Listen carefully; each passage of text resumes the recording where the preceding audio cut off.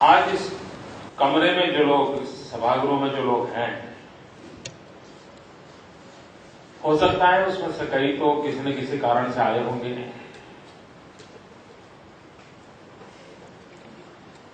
लेकिन शायद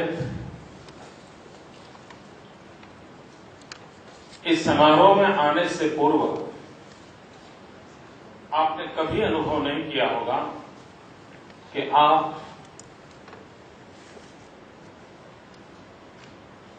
एक ऐसी घटना में साक्षी बनने जा रहे हो,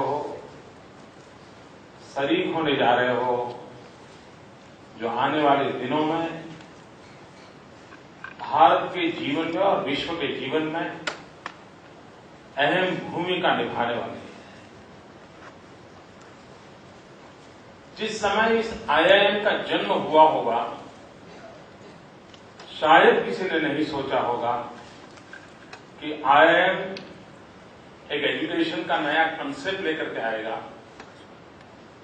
आईआईएम विश्व की सीईओ की आवश्यकता को पूर्ति करने वाली एक बहुत बड़ी ट्रेनिंग इंस्टीट्यूट बन जाएगी, किसी ने नहीं सोचा होगा। जिस समय गुजरात की धरती पर फार्मेसी की पहली कॉलेज बनी होगी, उस समय शायद ही किसी को पता होगा कि फार्मेसी की एक छोटी सी कॉलेज 50 साल पहले प्रारंभ हो और 50 साल के भीतर भीतर फार्मास्यूटिकल इंडस्ट्री को पूरी दुनिया में लीड करने की ताकत गुजरात में और गुजरातियों में आ जाए। एक घटना कितने लंबे अरसे तक उसके परिणाम होते हैं। जब घटना प्रारंभ होती है, बीज बोया जाता है, उस समय अंदाज नहीं होता है कि इसका वटवृक्ष कितना बड़ा होगा, छाया कितनी अच्छी होगी, परिणाम कितने अच्छे मिलेंगे। ये घटना भी शायद इस समय उसके भाग्य को पहचानना, उसके भविष्य के प्रभाव को पहचानना हम सबके लिए संभव नहीं होगा। लेकिन मैं विश्वास से कह सकता हूं कि बदलती हुई दुनिया में और खासकर 21वीं सदी में जो क्राइम वर्ल्ड है, उस क्राइम वर्ल्ड के लिए आज हम खतरे के बीज बो रहे हैं। पूरे क्राइम वर्ल्ड के लिए खतरे के बीज बोना, यह अपने आप में बहुत बड़ा साहस है। और ऐसा एक अहम काम आज यहां हो रहा है। फॉरेंसिक साइंस वो आज सिर्फ क्रिमिनल वर्ल्ड के लिए सीमित रहा, ऐसा नहीं है। आज बड़े बड़े कॉर्पोरेट हाउस भी अपने यहां अगर कोई साइंटिफिक इंस्टीट्यूट है और साइंटिस्ट को रखते हैं, न्यूक्लियर साइंस की दुनिया हो और न्यूक्लियर साइंस के लोगों को रखते हैं, या कॉर्पोरेट वर्ल्ड के सीईओ को रखते हैं, तो आज पूरे विश्व में एक परंपरा बनी है कि ऐसी बड़ी कंपनियां किसी दूसरे व्यक्ति को, एक्सपर्ट को हायर करने से पहले उसका साइकोलॉजिकल प्रोफाइलिंग कराते हैं। वो तय करवाते हैं कि किसी विशेष इरादे से तो इस कंपनी में नहीं आया, उसके आने के बाद शायद सामने वाली कंपनी का वो प्लांटेड आदमी तो नहीं है, उसके अपने मंसूबे सिर्फ अपने कैरियर है कि कमिटमेंट है। इन सारे साइकोलॉजिकल प्रोफाइलिंग होने के बाद बड़ी बड़ी कंपनियों में इस प्रकार के लोगों का भर्ती किया जाता है।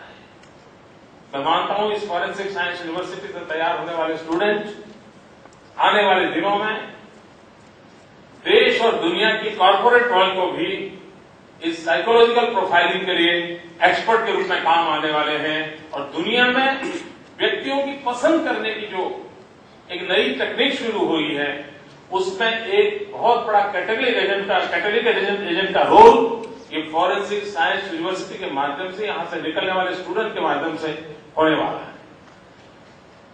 मेडिकल साइंस, मेडिकल डिपार्टमेंट्स, लोगों का आश्चर्य होगा कि फॉरेंसिक साइंस को पैरामेडिकल के साथ क्या लेना है। लेकिन आज अगर किसी बहू को जिंदा किसी ने जला दिया है और वो अस्पताल आती है, तो यह आवश्यक बन जाता है कि पैरामेडिकल डिपार्टमेंट के लोग उस पेशेंट्स को किस प्रकार से केयर करते हैं। किन किन चीजों को संभालते हैं ताकि वो फॉरेंसिक साइंस का एविडेंस बने और बाद में जाकर के जस्टिस दिलाने को वो सहाय कर सके। और ये तब होगा जब फॉरेंसिक साइंस यूनिवर्सिटी के माध्यम से पैरामेडिकल फील्ड के लोगों को फॉरेंसिक ट्रेनिंग दी जाएगी। और इसलिए एक सपना है कि इस फॉरेंसिक साइंस यूनिवर्सिटी के अंदर फॉरेंसिक नर्सिंग का भी अध्ययन हो। यानी सिर्फ क्रिमिनोलॉजी से ऐसा नहीं है, किसी मां ने की गोद में बच्चे को मार दिया गया है, अब उस मां को सजा दिलवानी है, उस डॉक्टर को सजा दिलवानी है, लेकिन अगर पैरामेडिकल फोर्स की टीम के लोगों को पता नहीं है कि भ्रूण हत्या हुई है, उन कौन चीजों का एविडेंस को कलेक्ट करना, तो हो सकता है पूरा केस गंवा देंगे। और भ्रूण हत्या के पाप को रोकने के लिए शायद हम न्याय की मदद नहीं कर पाएंगे। यानी इतने पहलू मन में आए थे। जिस समय इस यूनिवर्सिटी को जन्म देने का विचार आया, तब समाज के सभी क्षेत्रों को आधुनिक विज्ञान के माध्यम से, आधुनिक टेक्नोलॉजी का उपयोग करते हुए किस प्रकार से उसका उपयोग किया जाए, इस सोच के साथ शुरू किया। 3 साल तक मनोमंथन किया था, और जब मनोमंथन चलता था तब तो मीडिया तक किसी बात को पहुंचने भी नहीं दिया गया था। यूनिवर्सिटी के लिए प्रारंभ किया, बिल पास किया, पता चला लोगों को, और पहले ही वर्ष यानी जो स्टूडेंट फैकल्टी है, स्टूडेंट कम्युनिटी है या यूथ है, उसे मालूम है कि इसकी ताकत कितनी है। एक दुनिया की पहली यूनिवर्सिटी बनती हो, इस प्रकार की यूनिवर्सिटी के कंसेप्ट से जगत परिचित न हो, इस फील्ड में जाने के बाद भाग्य क्या बनेगा इसका पता तक न हो, उसके बावजूद भी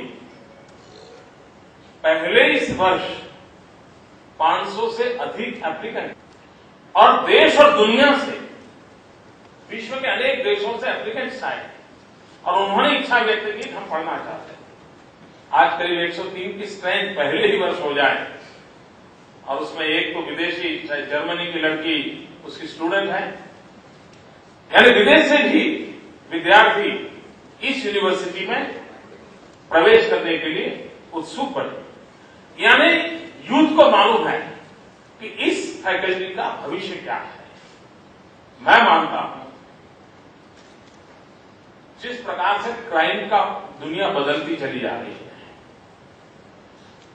क्रिमिनल खुद भी अपने रिसर्च इंस्टीट्यूट खड़ी कर रहे हैं कि क्राइम करने के लिए किस प्रकार की टेक्निक को लाया जाए जो सरल भी हो और सुविधा से हो और पकड़े भी न जाए।